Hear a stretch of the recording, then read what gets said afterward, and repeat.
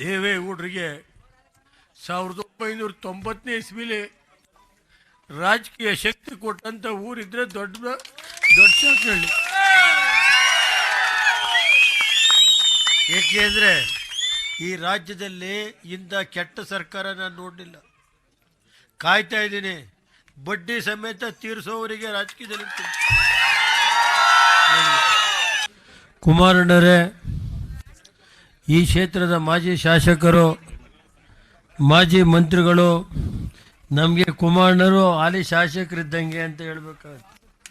ಅವ್ರಿಗೂ ಇವತ್ತು ಮತ್ತು ಬಾಕಿ ಚಂದ್ರೇಗೌಡರು, ದೇವೇಗೌಡರು, ಧರಣಿ, ನಮ್ಮ ಅಧ್ಯಕ್ಷರು ಎಲ್ಲ ಅವ್ರಿಗೆಲ್ಲ ಹೇಳ್ತಾ, ಮಾಯಪ್ಪಣ್ಣ, ನಾಗರಾಜು ಅವ್ರಿಗೆಲ್ಲ ಹೇಳಕ್ಕೆ ಹೋದರೆ ಟೈಮ್ ಆಯ್ತದೆ.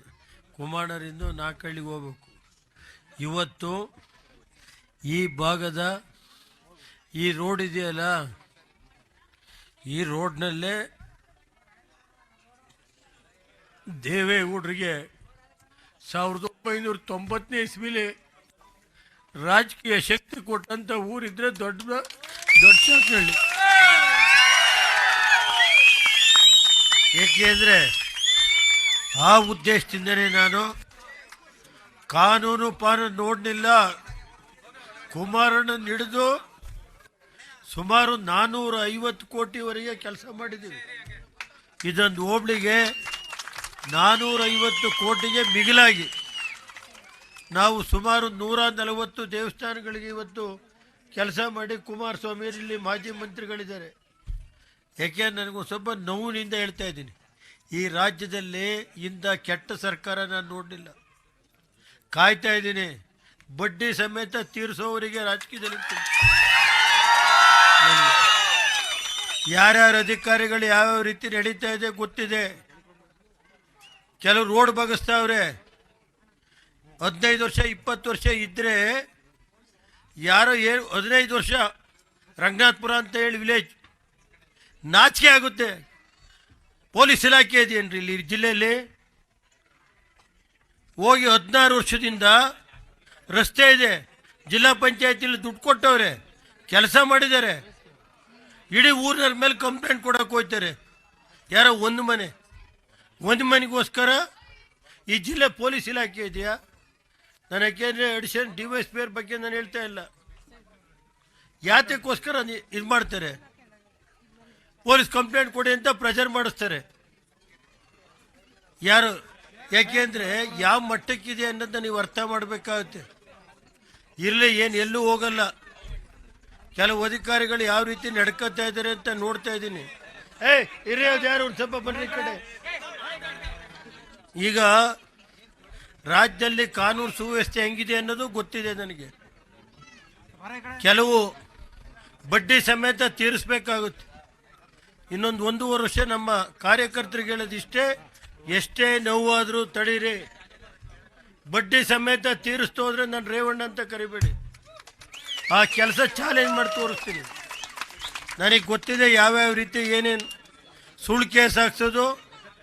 40-50 ವರ್ಷ ಜಮೀನು ಮಂಜೂರಾತಿಯಾಗಿ 40 ವರ್ಷ ಐತೆ, ವಾಸ ಅವರೇ ಅಲ್ಲಿ ಹೋಗೋದು, ಕೇಸ್ ಕೊಡಿಸೋದು, ಅವ್ರ ಮೇಲೆ FIR ಹಾಕ್ಸೋದು, ಈ ಥರ ನಡೀತಾ ಇದೆ. ನಾನು ಇನ್ನೂ ಶಾಂತ ರೀತಿಯಿಂದ ಇದ್ದೀನಿ. ಪಾಪ ಈಗ ಬಂದಿರೋ SP ಅವ್ರು ಒಳ್ಳೆಯರಿದ್ದಾರೆ, ನಮ್ಮ DYSP ಪಾಪ ಒಳ್ಳೆ ಮನುಷ್ಯರು. ನಾನು ಅವ್ರ ಬಗ್ಗೆ ನಾನು ಮಾತಾಡ್ತಾ ಇಲ್ಲ. ಹಿಂದಿನ ದಿನಗಳಲ್ಲಿ ನಡೆದಿರೋ ಅಂಥ ಕತೆ ಹೇಳ್ತಾ ಇದ್ದೀನಿ ನಾನು. ಅದನ್ನು ಯಾರು ಈ ತಲೆ ಕೆಡಿಸ್ಕೊಳ್ಳಬೇಕಾಗಿಲ್ಲ. ನಾನು ಹೇಳೋದು ಇದು, ಈ ರಸ್ತೆ ಒಂದು ಸ್ವಲ್ಪ ಇರ್ರಿ. ಈ ರಸ್ತೆ ಇದೆಯಲ್ಲ, ಸ್ಟಾರ್ಟಿಂಗಿಂದ ಎರಡನೆಯಿಂದ ಹಿಡಿದು ಒಂದು ಸ್ವಲ್ಪ ಬನ್ರಿ ಈ ಕಡೆ, ಕಬ್ಬತ್ತಿವರೆಗೆ ರಾಜಕೀಯ ದೇವೇಗೌಡರಿಗೆ, ಅವತ್ತಿನ ಕಾಲದಲ್ಲಿ ದೇವೇಗೌಡರು ರಾಜಕೀಯ ಮುಗಿದೋದ್ರು ಅನ್ನೋ ಕಾಲದಲ್ಲಿ ಶಕ್ತಿ ಕೊಟ್ಟಂಥ ಯಾವ್ದಾದ್ರು ಗ್ರಾಮಗಳಿದ್ದರೆ ಇವತ್ತು 2ನೇ ಗ್ರಾಮ ಇರ್ಬೋದು, ದೊಡ್ಡ ಬೀಕ್ನಳ್ಳಿ ಇರ್ಬೋದು, ಚೆನ್ನಂಗಳ್ಳಿ ಇರ್ಬೋದು, ಕಬ್ಬತ್ತಿ ಇರ್ಬೋದು, ಅಂಕಪುರ ಇರ್ಬೋದು, ಸತ್ತಿಗರಳ್ಳಿ, ಮಾದಾಪುರ, ಸತ್ತಿಗರಳ್ಳಿ, ಕೊಪ್ಪಲು, ಅಂಕನಹಳ್ಳಿ, ಇವೆಲ್ಲ ನಾವು ಮರೆಯೋಕ್ಕಾಗಲ್ಲ. ಆ ಉದ್ದೇಶದಿಂದನೇ ನಾನು ಅಧಿಕಾರಕ್ಕೆ ಬಂದ ದಿವಸನೇ ಈ ರಸ್ತೆಗೆ ಎಷ್ಟು ಹಣ ಬೇಕೋ ಇದಕ್ಕೆ ಪೂರ್ತಿ ಹಣನ ನಾನು ಕೊಟ್ಟಿದ್ದೀನಿ. ಈ ರಸ್ತೆ ಅಲ್ಲಿಂದ ಹಿಡಿದು ಅಂಕನಹಳ್ಳಿವರೆಗೂ ರಸ್ತೆ ಎಷ್ಟು ಹಣ ಬೇಕಾದರೂ 3 ಸಾರಿನೂ ನಾವೇ ಕುಮಾರಸ್ವಾಮಿ ನಮ್ಮ ಶಾಸಕರಿದ್ದಾರಲ್ಲ ಮಾಜಿ ಮಂತ್ರಿಗಳು ಅವರು ನಾವಿಬ್ಬರೇ ಸೇರಿ ಈ ರಸ್ತೆಗೆ ಏನಾದ್ರು ಹಣ ಕೊಟ್ಟಿದ್ರೆ ನಾವು ಇಲ್ಲಿ ಈ ಜಿಲ್ಲೆ ಕುಮಾರಸ್ವಾಮಿ ಸೋಲ್ಬೇಕಾಗಿದ್ರೆ ಕುತಂತ್ರದಿಂದ ಸೋತಿದ್ದಾರೆ ಅಷ್ಟೇ, ಇನ್ನೇನಿಲ್ಲ. ಕೆಲವು ವ್ಯಕ್ತಿಗಳು ಒಳಗಡೆ ಇದ್ದು ಮೋಸ ಮಾಡಬಹುದು. ಕುಮಾರಸ್ವಾಮಿ ಸೋಲ್ಸಿರ್ಬೋದು. ನಾವು ಸ್ವಲ್ಪ ಜಾಗೃತವಾಗಿದ್ದರೆ ಕುಮಾರಸ್ವಾಮಿ ಶಾಸಕರಾಗಿರೋರು, ಅದನ್ನು ನಾವು ಮರೆಯೋಕ್ಕಾಗಲ್ಲ. ಕುಮಾರಸ್ವಾಮಿ ಒಬ್ಬ ಪ್ರಾಮಾಣಿಕವಾದಂಥ ರಾಜಕಾರಣಿ. ಅವರು 3 ಬಾರಿ ಗೆಲ್ಲಿಸಿದರೆ ಭಗವಂತ ಮುಂದೆ ಅವ್ರಿಗೆ ಒಳ್ಳೆಯದಾಗುತ್ತೆ ಅಂತೇಳಿ ಈ ಸಂದರ್ಭದಲ್ಲಿ ರಾಜ್ಯದಲ್ಲಿ ಇವತ್ತು ಕಬ್ಬತ್ತಿ ಕ್ರಾಸಲ್ಲಿ ಜೂನಿಯರ್ ಕಾಲೇಜ್ ಕೊಡಿಸಿದ್ದೆ, ಅದನ್ನು ಬಾಗಿಲು ಮುಚ್ಚಿದ್ರು. ಅಲ್ಲೊಂದು 2 ಹಾಸ್ಟೆಲ್ ಮಾಡಿದ್ರೆ ಕಬ್ಬತ್ತಿ ಕಾಲೇಜ್ ಉಳ್ಕೊಳ್ಳೋದು ಬೇಕು.